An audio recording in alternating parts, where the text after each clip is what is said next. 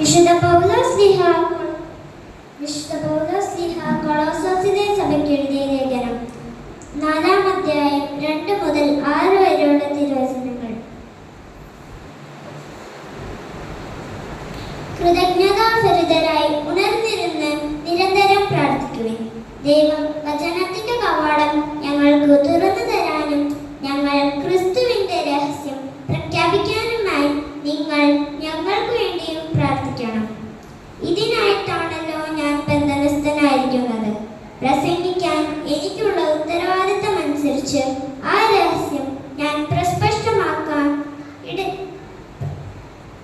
ഇടയാക്കുന്നതിനു വേണ്ടിയും നിങ്ങൾ പ്രാർത്ഥിക്കുവിൻ. പുറമേയുള്ളവരോട് നിങ്ങൾ വിവേകപൂർവ്വം വർത്തിക്കുവിൻ. സമയം പൂർണ്ണമായും പ്രയോജനപ്പെടുത്തുക. നിങ്ങളുടെ സംസാരം എപ്പോഴും കരുണാമസൃണവും ശ്രദ്ധേയവുമായിരിക്കട്ടെ. ഓരോ